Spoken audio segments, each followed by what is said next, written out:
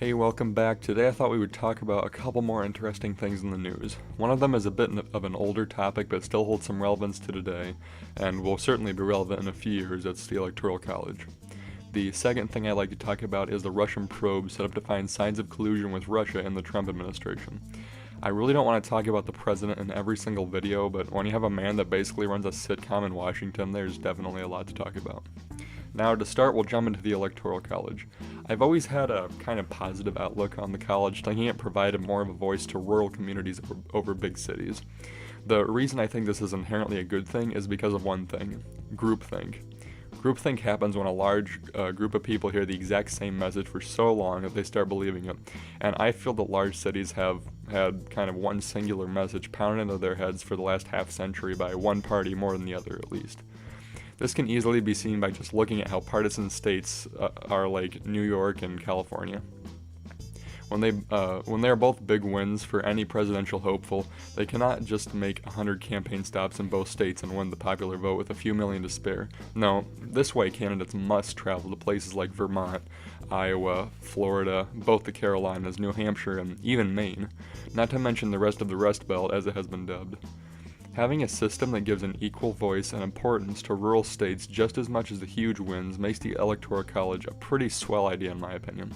Bending to the cities with the most people isn't really my style anyways. Of course, the Electoral College does have its flaws. For instance, electors who make up the Electoral College can become faithless and essentially vote for anyone, regardless of who won their state. Not only that, but folks in Montana have much more important vote than people in California, just because of the sheer volume of people in the state. Montana has less people than they have electoral votes, and California has vastly more, if that makes sense.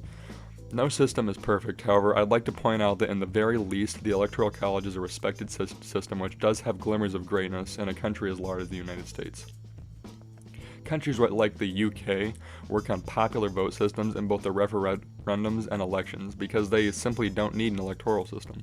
Having a country about the size of Alabama really makes it a lot easier to deal with, and groupthink can actually be crossed out by all the smaller cities in the country.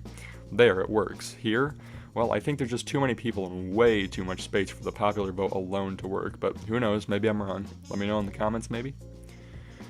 Next up, we're talking about the Russian probe. Now, I'm all for finding collusion, but it seems as if the probe is taking away from the actual issues. I mean, just look at the timeline. Trump and friends propose a tax reform and Obamacare replacement. Trump Care passes the House and tax reforms were on the way, but bam, Russian probe. Now, whether you support the president's agenda or not, seeing things actually happen in Washington is a thing at least I would like to see.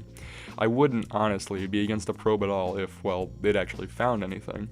It just seems like a form of obstruction set up by either side of the political table in order to at least slow down an agenda a lot of them might not agree with.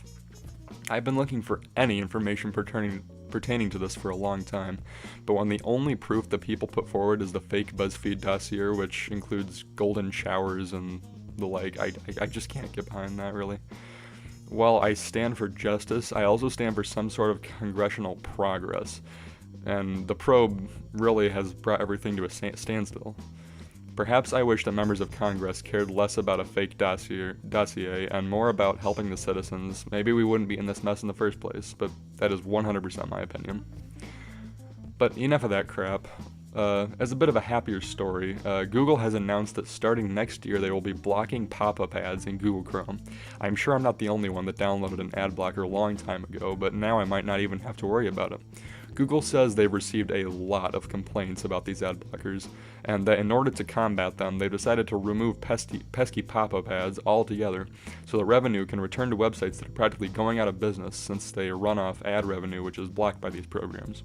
Google says that they understand that the companies that run these pop-up ads are going to be hurt pretty badly, but they hope that the internet experience will become better and make up the lost costs in the long run.